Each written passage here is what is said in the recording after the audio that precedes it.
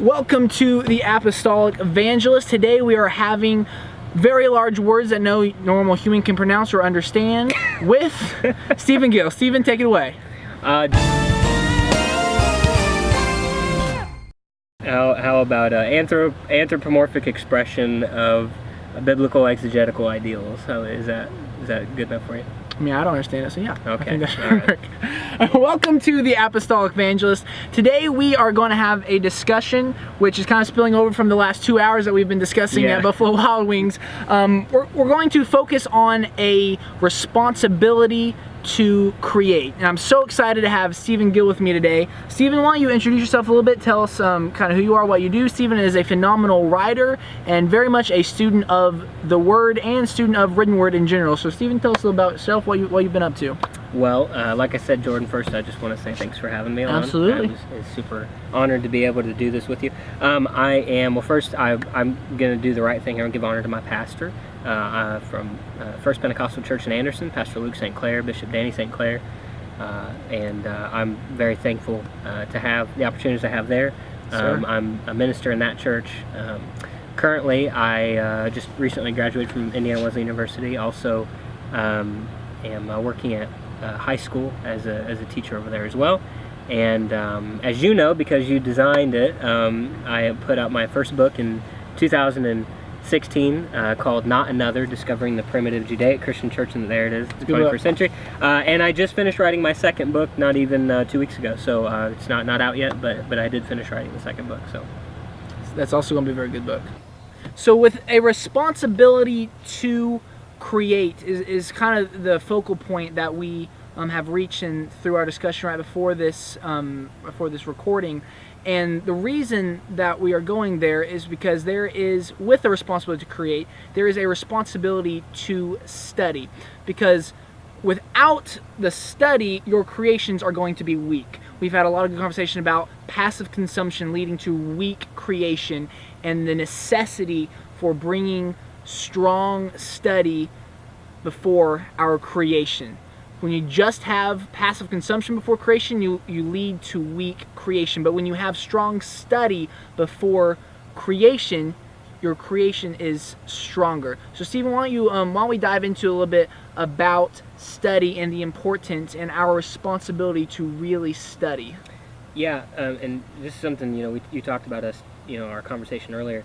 Something that I think that is maybe getting missed, and the crowd that I'm addressing here is ministers at the age of maybe 30 and under, basically our age group. Absolutely. Guys that are trying to enter ministry and are or have already entered ministry and are starting to get to that point where they're developing their own voice, they're developing their own habits. Yeah.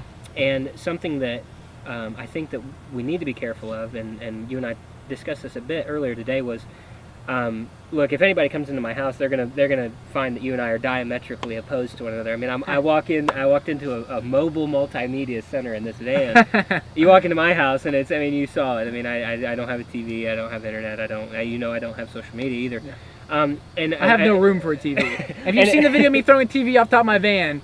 Yeah. And I get questions a lot as to why do I live the way that I live, and why do I do the things I do, and a lot of that goes to what you and I are discussing right now, and that is how are consumption habits influencing the church right now, and more importantly, what can we learn from recent history about how they're going to influence, and if you looked at in 1920. The rate of illegitimate births in the United States in 1920 was roughly 3%. 3% of all births that happened in the country were through illegitimate pregnancies. Sure. By contrast, if you get to 1991, that number had risen from just 3% to over 68% in low-income communities and over 35% nationwide. Yeah. And likewise, something that parallels with that, something that went with that, in 1960, you had roughly, for every 100,000 people living in a community, you had maybe 1,900 murders, 1,900 violent crimes, I'll say. By the year 1980, just 20 years later, that number had jumped from 1,900 per 100,000 to 6,000 per 100,000. And that's over triple. That's in 20 years, and so you certainly can't attribute that to a population boom.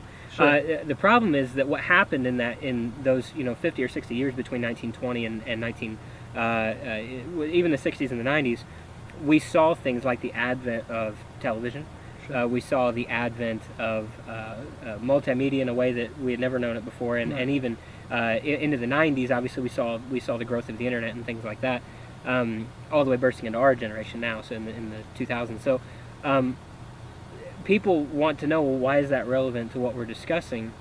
The problem is that as in a world that began to consume more and more and more and more of the whether it was through entertainment or whether it was whether it was even through employment, a world that became more and more apathetic and more done to, more and more, quite, if I can say it bluntly, lazy. Sure.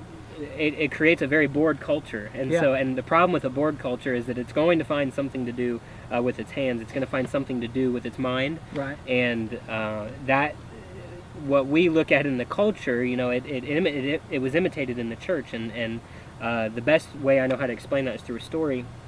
As anybody who knows me knows, I was a biblical studies major in college, and about maybe 2 years ago, I was sitting down with a professor who was a pastor of a local denominational assembly, and in our conversation, he was expressing some frustration because the denomination he was a part of had just recently endorsed the credentialing of homosexual ministers, LGBT ministers. And in that conversation, something that he mentioned to me, which I found profound from a denominational minister, but something that I think is relevant for everybody, is the incredible, or I guess like the diametrically opposed impact that it had on the church that they didn't think it would have. In other words, something that was done, like endorsing homosexual marriages in ministry, it was done with the belief that if we do this, we're going to reach a larger crowd of people. Right. Based on what they saw in the culture. They're letting the culture around them inform their decisions in the church. And so because of that, they endorse these homosexual unions, and then all of a sudden their churches start shrinking. Some of them closing their doors. And the denomination that he's a part of has all but closed its doors completely. And the point that he made to me was very simple. He said, Stephen, what I learned from that experience was that if you tell somebody who comes into your church, you don't have to do anything to be saved. You don't have to change the way you're living. You don't have to change the way that you think, the way you talk, the way you act, what you do, where you go. You don't have to change anything. If you tell them you don't have to do anything to enter into heaven, guess what? They won't do anything. Not going to change. They're going to take you at your word. And they're not going to keep coming back. And because they have no need to. Yeah. And what we're seeing is that there's this big lie in Christianity right now that the more relevant you become, the more people you'll win, when in reality the truth of the matter is if you look at the denominational statistics, which, and I use the denominational world as an example because they have been the forerunners of this relevancy doctrine. Sure. What you're actually seeing is that the more they compromise on things like holiness and separation and whatever is left of it in the denominational world, the faster they're closing their doors. And people are wondering why is that happening, and it's very simple, is that if church imitates culture and they get nothing more from church than they get from their culture, then they're going to skip church and go right to culture. Yeah. And so it is becoming a problem, and it's something that you and I talked about because we're trying to strike a balance between how do we maintain connection to an upcoming generation without abandoning principles of holiness, without abandoning principles of separation, you and I discussed it. For those who don't know me, I grew up in a what would be considered a more liberal apostolic environment. I'll be blunt about it. Whereas 20 years ago, you didn't have ministers that were really okay with you going to movies and playing sports and Sure. doing. The church I grew up in, we did those things. Sure. And as I get older and I begin to develop myself a little bit in ministry and begin to put away some of the distractions in my life, put away whether it was social media or television or whatever it was, I begin to draw away from those things, and I adopted a much more, I guess, what would be called conservative point of view. To the point where now the way that I live, it surprises people who used to know me. They want to know, you don't do this anymore. You don't go there anymore. You don't do. And really, what it comes down to, Jordon, is that the deeper that I went into study of not just the scriptures, but in personal study, the more I realized that the culture crossover that we're seeing in Christianity is doing a lot more harm than good. I mentioned it to you earlier. John Wesley said, what one generation permits, the next one will embrace. And there are a lot of things permitted today that simply weren't permitted 2 decades ago. And so that's what motivated the change in my life. Was the more I studied, the more I learned these things, whether it was statistics about violence and abortion rates, whether it was about intermarriage, whether it was or rather illegitimate births and things like that. The more I started to realize that Christianity has a part to play, and it's not a passive part. It's a very active role that the Apostolic Church is primed. It was a denominational minister who made the point to me that the fastest growing portion of Christianity today, the fastest growing denomination, if I can say it that way, is the Oneness Pentecostal movement globally. And there's a very good reason for that. And this is statistically speaking. This isn't just our this is biased views of being an apostolic oneness. I have to tell the story. I'm sorry. I know I'm going here. I got to tell you the story. I was sitting in, I remember my second year at Indiana Wesleyan, we had to give, the whole class was giving discourses on, we had the whole class, it was a 3-hour class that night, and we all had to give a discourse on the Trinity. Sure. As you know, I'm not a Trinitarian. Well, everybody in this class was, except me. And so while everybody else took the affirmative in the argument, I took the negative.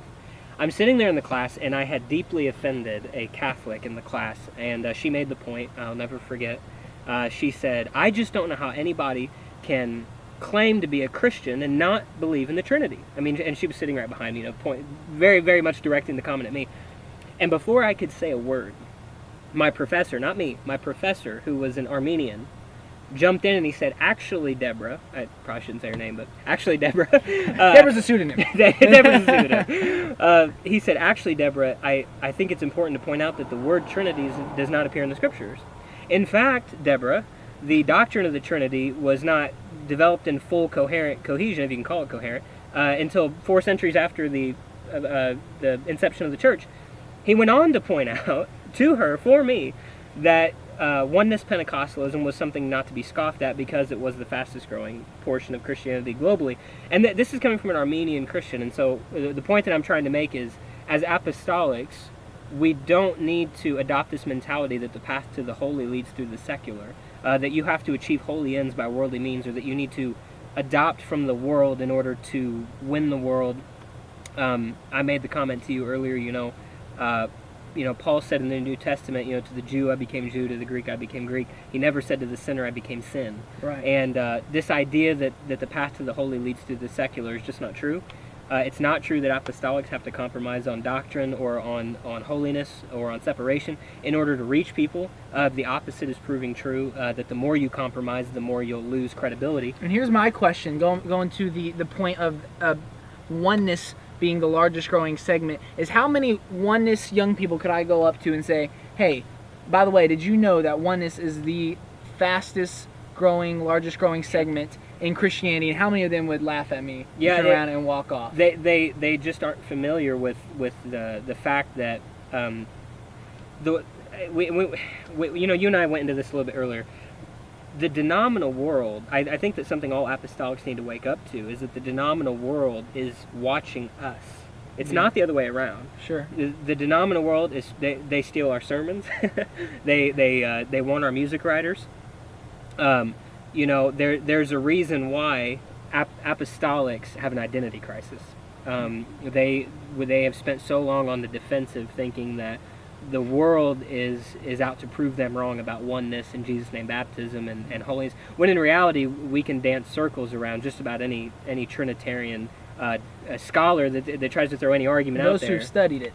Exactly. Those who've studied it. That's responsibility to study. And that kind of goes into what we're trying to talk about today is why does it matter that ministers ages 30 and under, ministers who are entering in to this stage of ministry, whether they're already in ministry or not, what is the cost of not?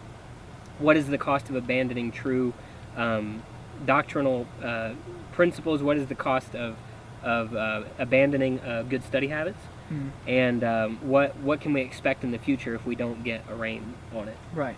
And here's the problem that I'm seeing with our young people. Our young people have their attention on digital outlets. And one thing that the denominational, but especially the non-denominational world, has done very well at is projecting themselves and their message and their perceived growth over these outlets. So you can go up to a young apostolic, and when they look at the situation, they'll tell you, well, Elevation is the fastest growing thing that we have going on, or Hillsong is the fastest growing thing that's going on.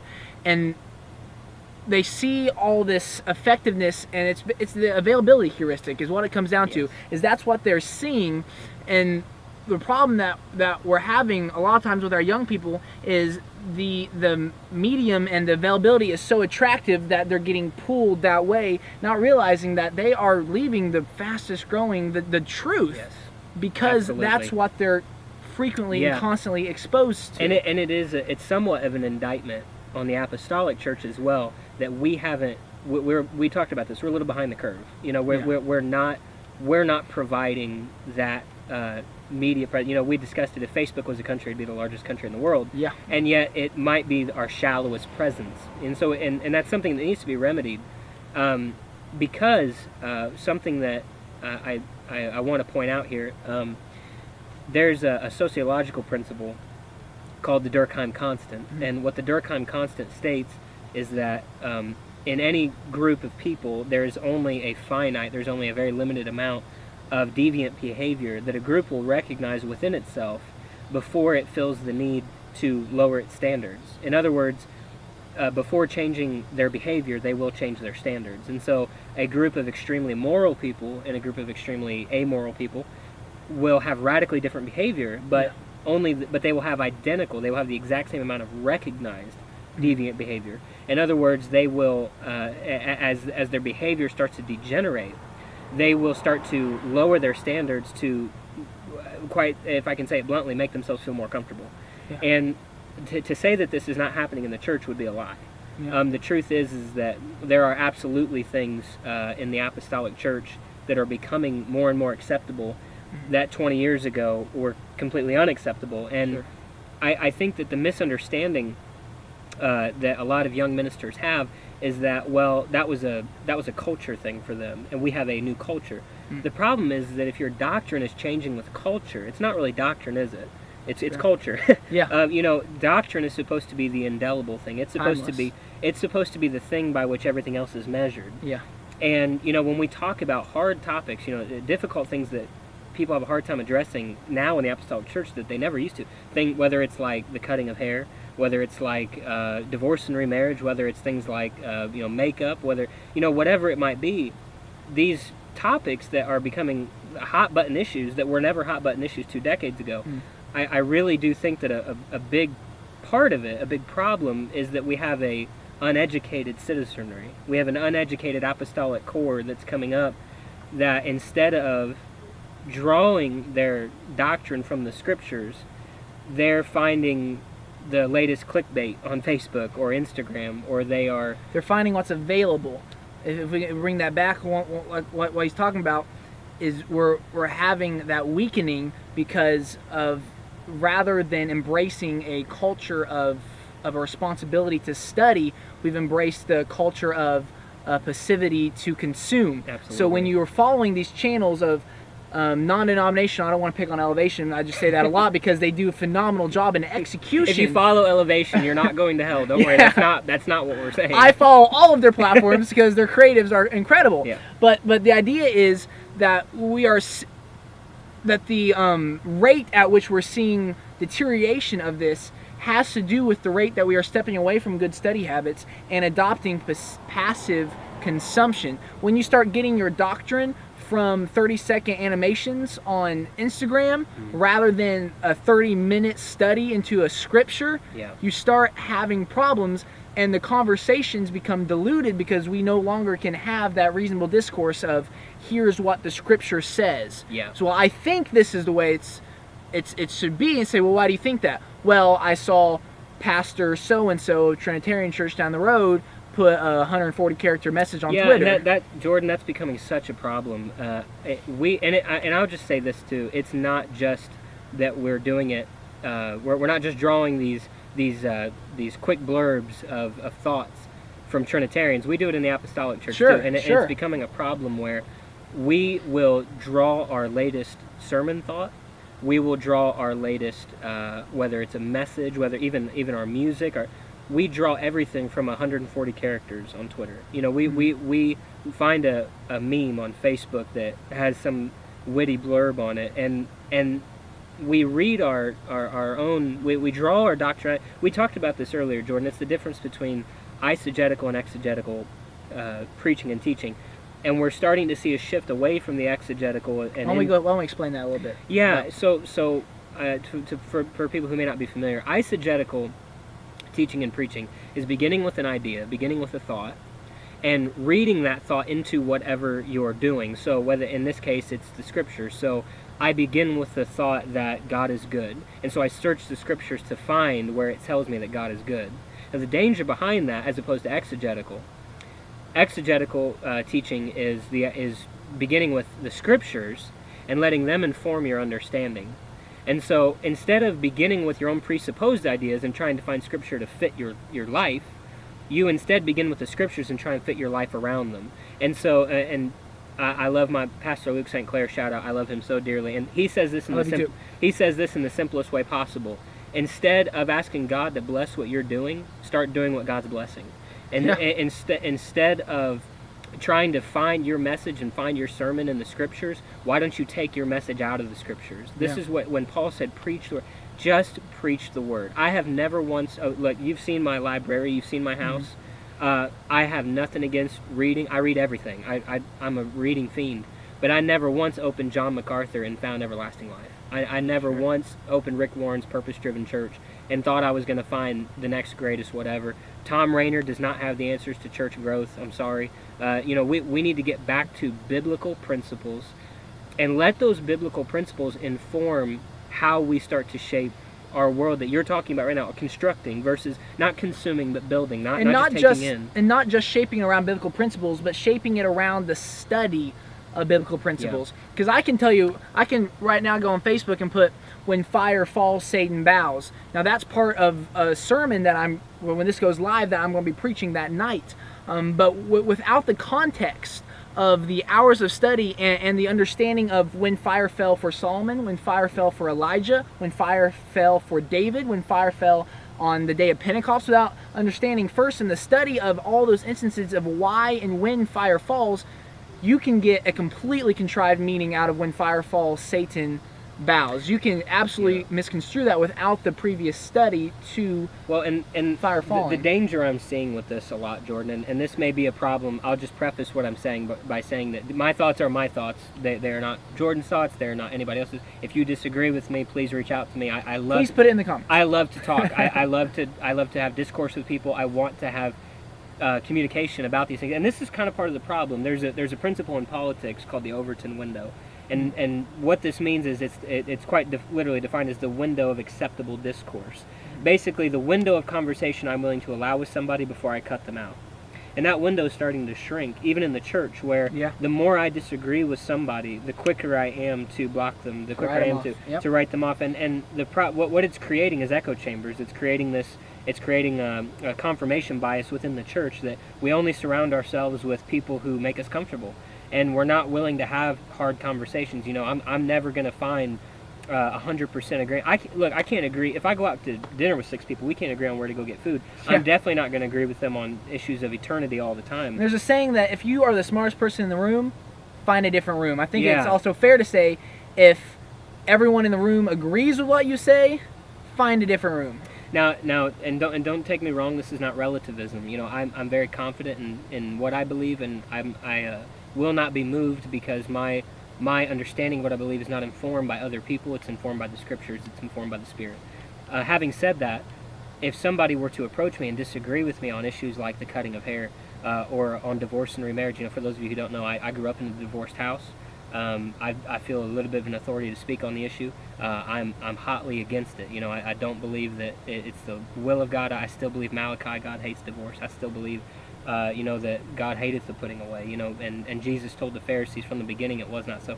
There's a way that is right in the eyes of God and is not always right in the eyes of men. And the problem is if we're getting our ideas of what is right, if we're drawing it from men all the time and not searching the scriptures, we get this culture in the Apostolic Church where in every generation we adopt new standards that aren't really standards at all, because if they were standards, they wouldn't change. And we talked about this a little bit. Take something as simple as television. 30 or 40 years ago, I know in Bishop Bingham's generation, television just you just didn't have a TV in your house. There's some apostolic groups that still don't, and we started to move away from that. And I've had young apostolics, young converts especially, will ask the question, where does it say in the Bible, that I can't have a TV in my house? And it doesn't. That's you're not going to find a scripture that says, "Thou shalt not watch television." Right. You will find a passage that says, "Set no evil thing before thine eye." Yeah. And what we've lost is the ability to read the scriptures and understand the difference between lines and precepts. To understand that, the line in my life says, "Don't set any evil thing before mine eye," and the precept says there are some things I ought not watch. Yeah. There's a line that says, "Love not the world, neither the things that are in the world," and the precept says, "So I'm not going to fellowship with worldly pleasures." And within the idea of the Overton window and of things that we quickly write off, that has become part of that, inasmuch as we have taken the precept of "put no evil thing before mine eye" and applied it to an entire tool, applied it to an entire medium, and saying, well, if I can't set an evil thing before my eye, there are sometimes evil things on this thing. Get rid of the whole thing. Yeah, we apply it to the tool and not the person. We'll throw the baby out with the bathwater. Yeah, and one thing that we talked about. You sound really old. Yeah, you could almost compare it to kind of like, if you follow politics, the gun debate in the United States right now is that guns don't kill people, people kill people. Tune in next week for yeah. I'm kidding. And media is the same way. Is that media is just a platform. It's a tool. It's a chair. It's a table. It's a bench. Media is nothing. It's the heart behind it. It's the spirit behind it. On the one hand, if we use Twitter, how many apostolics who have large Twitter followings are reaching people every week with a message of Sure. authentic holiness and oneness. On the other hand, Twitter is the number one outlet of pornography in our world. If I'm not mistaken, over 70% of pornography now is distributed through Twitter. And so is Twitter the problem? No. The medium is just a thing. It's the tool. spirit behind it. Yeah. And if we can't develop an educated church, if we can't develop an educated apostolic body that's willing to have conversations with each other, this is what we're talking about with the Overton window, is that our level of discourse is starting to shrink to where we won't have conversations with people we disagree with. And that breaks my heart, because there are conversations that need to be had if we're going to make it into the next generation. Things like tough conversations about how are we going to handle media going forward. Tough conversations about, how are we going to get... I know from talking to older ministers in my life that there is a little bit of a nervous spirit about handing the baton on to our generation. And I think part of that problem, part of that nervousness comes from, we cannot have those meaningful conversations without study. Yeah. When you're trying to converse a deep, meaningful conversation, and the only thing that person has in their belt is passive consumption, that conversation cannot be thoughtfully had. Yeah, and that's so true. Is that we have got to find a way to transition from just being consumers, being objects, being done to, and start being subjects, being doers, and I think that's a good transition to the next part. Yeah, and that's actually what I was going to ask you. So talk a little bit about, if you don't mind, how did that transition look for you? When did you go from being a consumer to a constructor?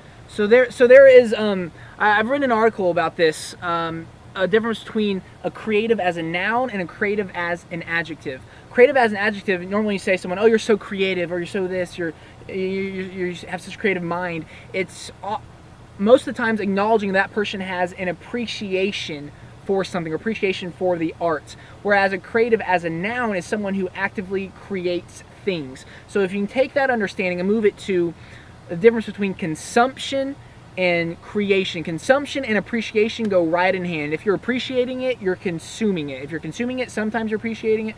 But there's a clear difference between that and creating it. So a lot of what we hear and what we've talked about already is some of the problems that we have is with this passive consumption.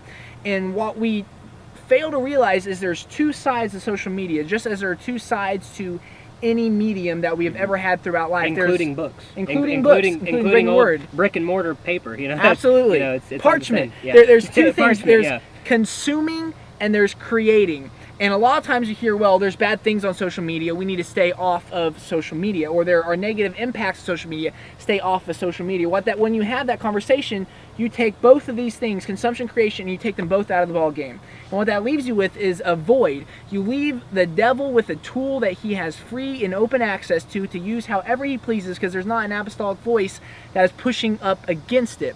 Now, we need to go back to the precept of put no evil thing before my eye. If you need to limit consumption, but we need to keep creation. We cannot write off the entire medium for the sake of limiting consumption. We were talking earlier about your journey of recognizing that social media was having a time-wasting influence, but what we got to was that it was the consumption that was driving that. So why don't you tell your story of switching from the consumption to the creation, and then I'll jump into my story of consumption to creation. Okay, So, and one thing that Jordon pointed out that I think is so important is that bad consumption habits can manifest in anything.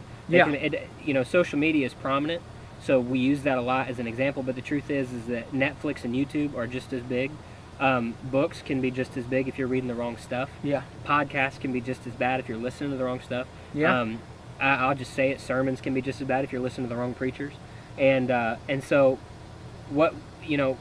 moving from consumer to construction, for me personally, years ago, I don't know, 2013, 14, when I started to first get the idea of, man, I'd like to write a book, I want to step into a different level of ministry. And what I started to realize was I would daydream all for just days on end about, man, what would it look like if I wrote a book? What would it look like if I did this? Or even just started, what if I started, teaching more? Or what if I started preaching? And you can daydream all day about it, but the truth is that, while daydreaming about it, I was spending 2 hours scrolling through Facebook. I would spend an hour on Instagram. I would go home and Netflix binge and watch my favorite show. I would get on YouTube and watch videos for a while. And then by then I was too tired, so then I'd just go to bed.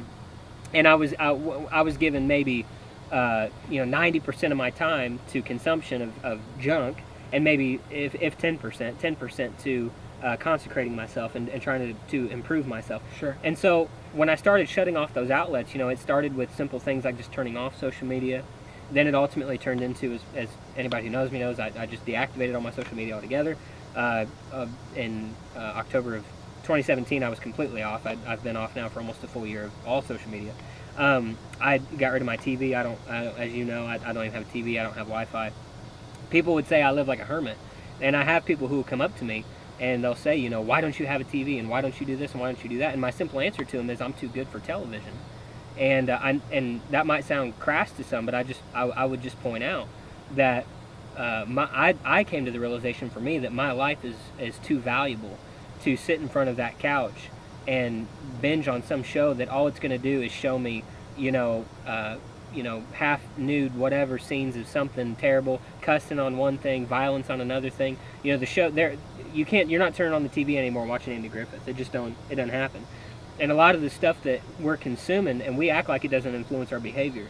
But I would just kind of go back to the statistics I began our episode with, is people who say that doesn't affect our behavior just aren't facing the facts. And I want to ask the question of, I'm sure there's someone watching this right now saying, well, the show I watch, literally, I'm watching a documentary about penguins. Like, it's literally not affecting me. But my question for you is, even if it's not having a negative impact, if it is not having a constructive impact, what is it doing to build? What's it doing to build your life? To build the kingdom of God? Really, that's what it comes down to. Is whose business are you about? Are you about your business or your Father's business?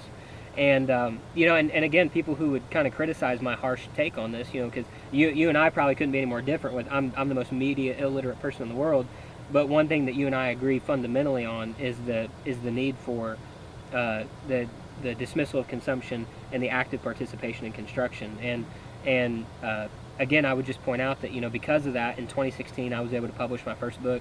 As I told you at the beginning of the episode, I just finished writing my second book. I'm already making plans for a third one. Mm-hmm. I have time to do things like this, to sit down with you and to talk and to reach out about things. And so it improved my character. It improved my life. I started to realize that I didn't talk the same way. I started turning off those shows. I started turning the negative consumption that I was taking in, and not just the negative, but the idle consumption I was taking in. And I started to realize that it really changed my perspective on everything from holiness to doctrine, the need for deeper level understanding of the scriptures, and It just, I don't know, Jordan, it changed my life, and I'm here now. Tell me about you. How did you change? And at first glance, I want to say it sounds like we are completely polar opposites. The idea that I literally travel around in this van helping churches with their social media. Yeah, that's the first time it's been called that, but I like it.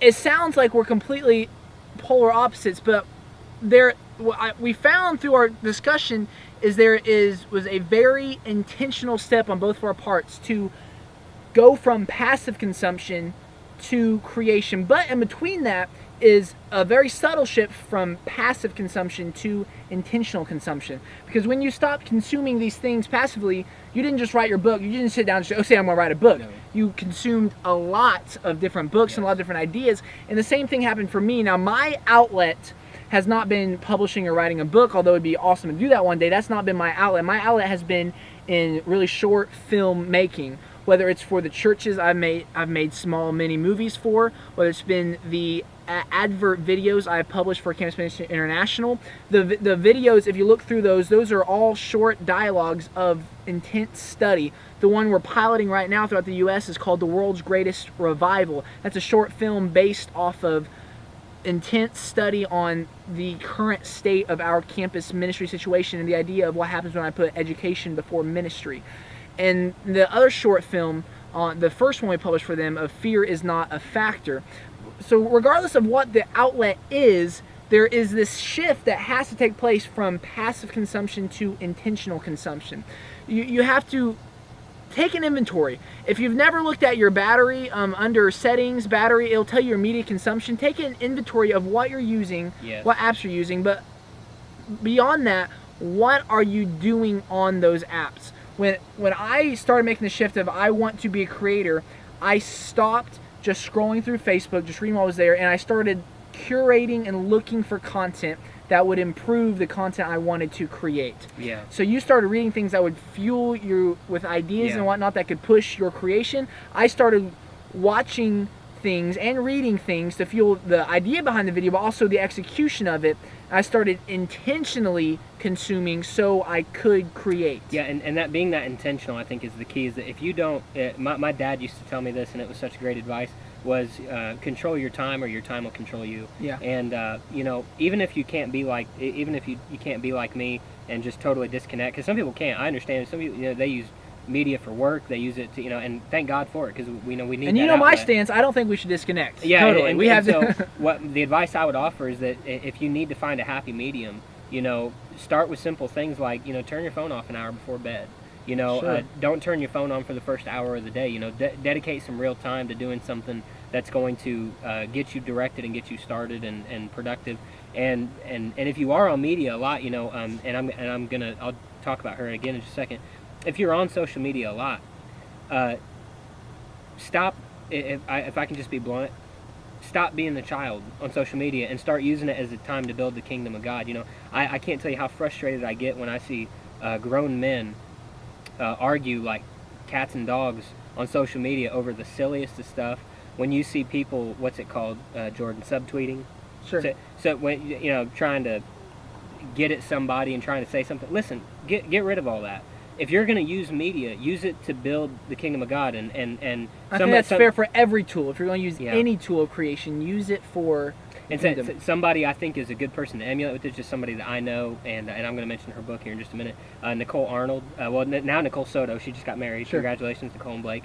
One thing that I was inspired by was she's another person who, even though we're diametrically opposed on things like media use, I've so admired watching how she has taken her media and used it to further the kingdom of God. Her blog is filled with rich doctrinal content. It's filled with rich discussions on social issues and cultural issues, and that's something that everybody needs to understand, is that there is a difference between being passive in those roles and being active in those roles. Yeah.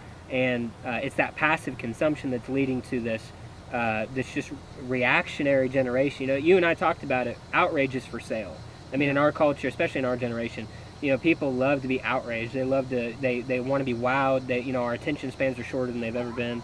And the only way I think to combat that is to start becoming intentional about what we're building, and not instead of just being lazy consumers, we need to start being active participants. And here's the whole point that we were trying to drive home with this entire episode, is that we, as the Apostolic Church, have a responsibility to create. Yeah. Let's go ahead and shut that door. We got some dogs passing by.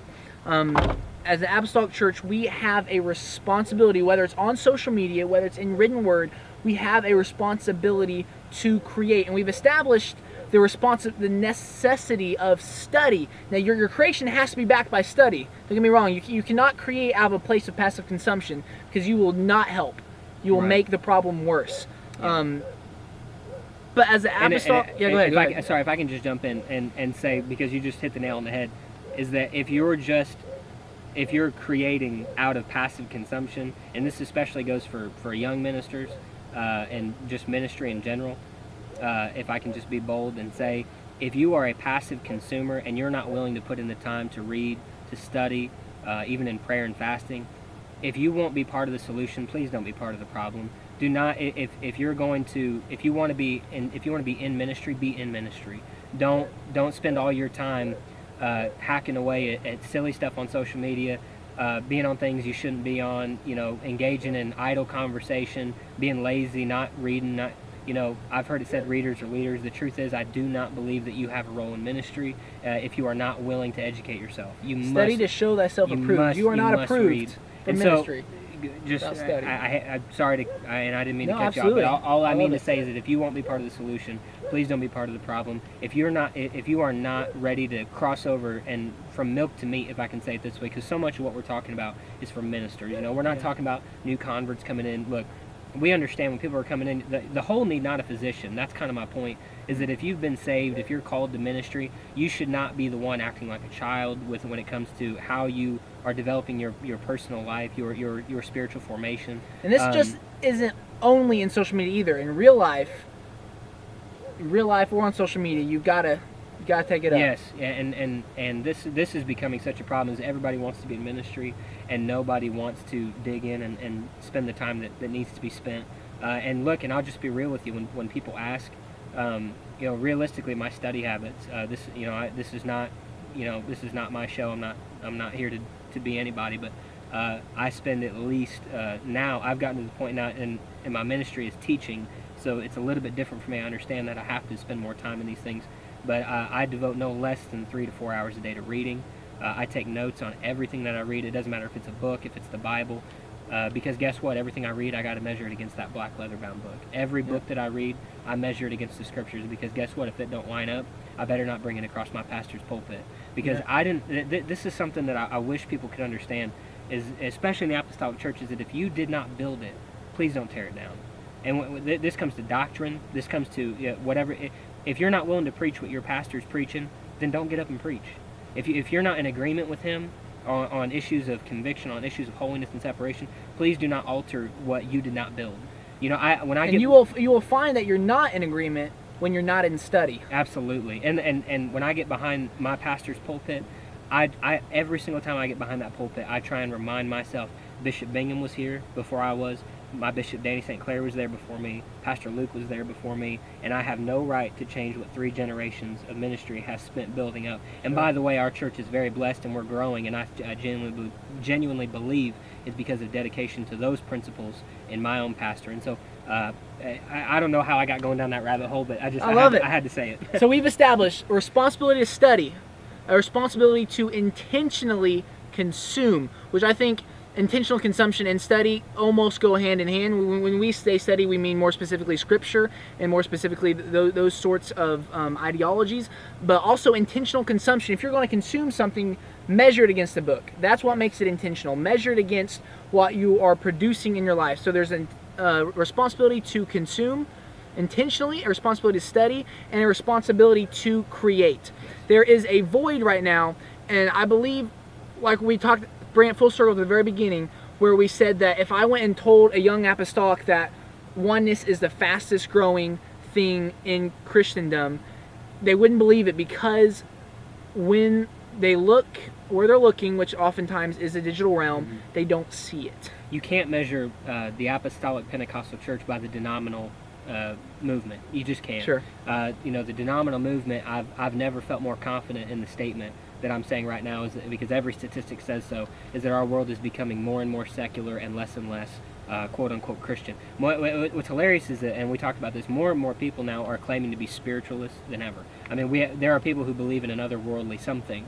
But the problem is that most of them don't identify now as an actual practicing Christian, and you cannot measure what we're a part of, this great one God, Jesus name apostolic message. Mm-hmm. You cannot measure it by denominational standards, because we're not the denominational church. And so I agree just 100%, with what you said, that we're going to come to a point where we're either going to be we're either going to be following every wave of culture.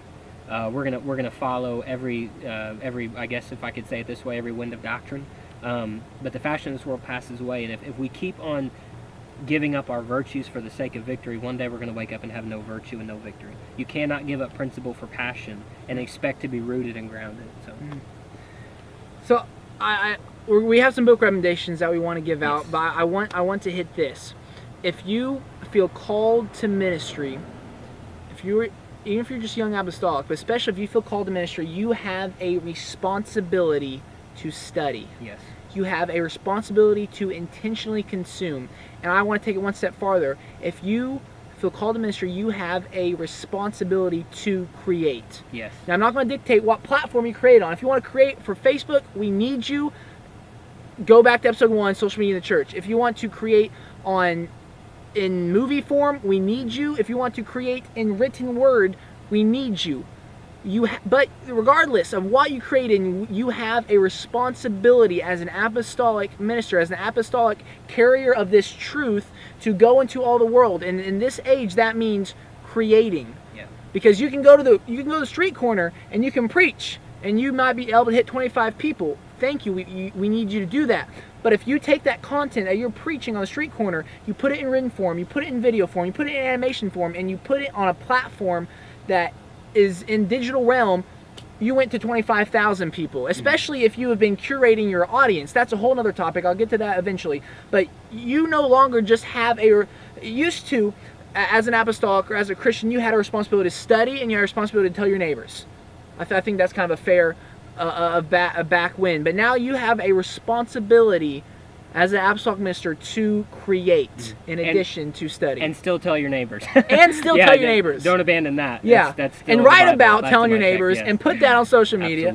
Absolutely. Steven, why don't you show us a few books? Yeah, book recommended. Do you want to go first, or do you want me to go? You go first. Okay, I'll go. Yours sound I'll go. Okay, impressive. I'm going to do them super quick. I got 4 here to recommend. I'll do 2 just personal ones first, and then I'll do some apostolic authors that I just think are phenomenal. And this goes along with your responsibility to study and intentionally consume. Intentional consumption, right here. Intentional consumption. Yes. This is a book that actually came to me originally from the Indiana Bible College recommended reads list, and it's fantastic. This book is called "I Ask for Wonder." It is an anthology of the works and sayings of Abraham Joshua Heschel. It was a book that this is a book that will cause you to think deeper. It will cause you to ask harder questions about your prayer life, about your walk with God, about who God is, who is and who man is. Abraham Joshua Heschel was a 20th century writer, teacher, philosopher. Got it. He was an Orthodox Jew.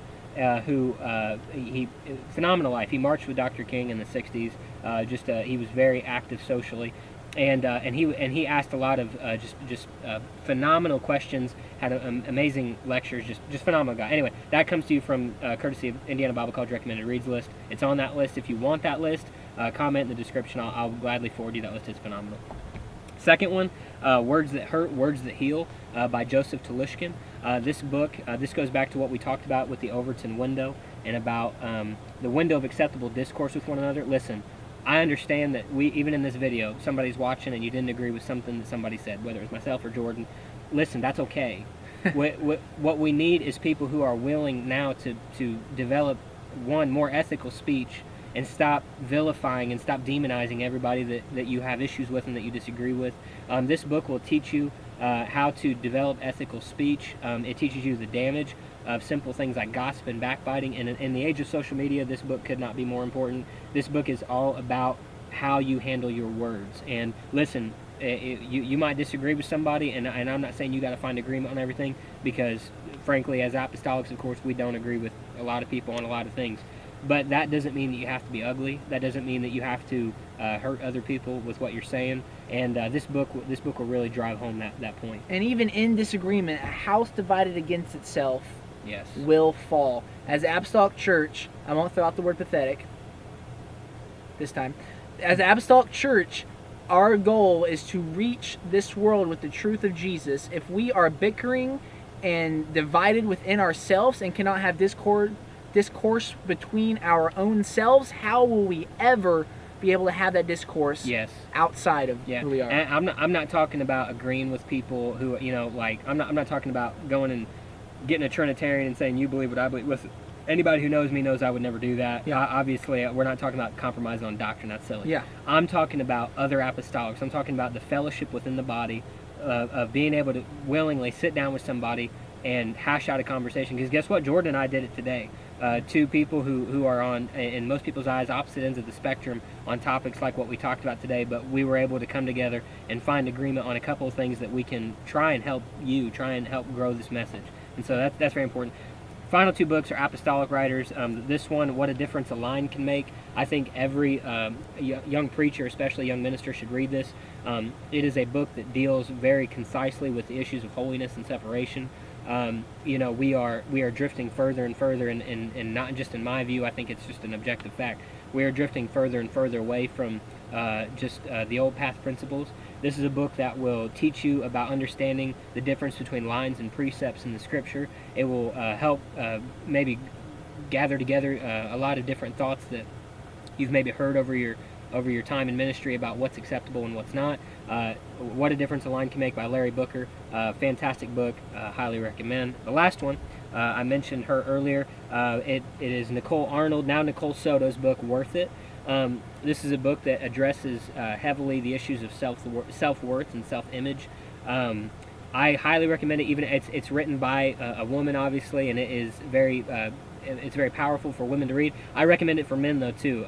I had the fortunate opportunity to stay close with the Arnold family while Nicole was working on this book, and I know the hard work that she put into it. I know what it's about. I recommend men read it too, because guess what? Men have issues with self-worth just like girls do. Men have issues with self-image, and this will help propel you out of that just consumption-only mentality to constructing, to realizing that God did make you for a purpose, that you are here to build something, that you are here to do something more than just be on the sidelines. And so, Worth It, Nicole Arnold, Nicole Soto. If you look her up on social media, you can order it that way.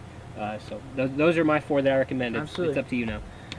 This is a book that I recently read, and the hard copy is still shipping. On recommendation from Nate Whitley, it is called. Let's see if I can get this thing to focus here. Get that to focus. Because that is a beautiful headshot. Woo! And it's back to your face. It likes your face. But it's called Saying It Well by Charles Swindoll. Now, when I first sent this to a friend of mine, they thought it was joking. They thought I was joking and saying that I needed to read this book so I could figure out how to communicate with him. That's not what it's about. The second half of the book, he does dive more into sermon preparation and study habits and digging in and doing the work, which is helpful. But the first half of the book deals specifically with finding your calling and understanding the things leading up to understanding and acknowledging your calling. I had this conversation, I'll go into this very briefly, I had this conversation yesterday with a young lady about how we try so hard to understand all of our interests. We have, especially the college and careers age, we have all these different interests, we have all these different things that we feel that we're good at, and all these things going on in our life, and a lot of times we're trying to figure out, how am I going to turn this into a ministry? How am I going to reconcile all these different interests and things that I feel I'm good at into a ministry? That's not our job to do that. When the time comes for God to really reveal your calling and your purpose, He will bring you to a point where you can acknowledge that everything, every instance that has happened in your life has brought you in preparation for this work. So I know I'm getting on a tangent, but don't stop worrying about how am I going to turn this into a ministry, and let God reveal that to you. And when that does come, you will be able to easily let go of anything standing between you and fulfilling that. One quote I'll give you from that book is, he says that the price paid in mediocrity and frustration for giving up God's design and calling on your life is too great of a price to pay. In other words, when you get to that point where you see, okay, God, I see you've molded my life to get me to this place, you have the choice of, I can accept that and go with it, or I can choose not to. But if you choose not to, you will pay the price in frustration and mediocrity.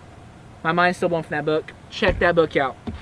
This is a book written by Malcolm Gladwell. I've read almost everything this guy has written. I love his writing style, but this book is called The Tipping Point. I just want to read this blurb from the back. The tipping point is the magic moment when an idea, trend, or social behavior crosses a threshold, tips, and spreads like wildfire. A lot of what we talked about today is how do we take the idea of we need to get the church creating, how do we tip that with such a small percentage of creators? I mean, we look at people like Pastor Wes Comer, who's a phenomenal creator within the LJC, or Cameron Reynolds, or myself, or Steven, who's writing. How do we take what appears to be a small segment of creators and create a movement out of it? I've bought and gifted this book to other young ministers. Phenomenal read. And something he just mentioned about becoming a how do we get more creators? Listen, I told Jordon this. I hope he does it. I'm going to tell you too. If you are an apostolic aspiring to ministry, or if you're in ministry, I don't care if it's music, preaching, teaching, I don't care if it's missions work, evangelism, whatever. If you feel that call to ministry, write a book.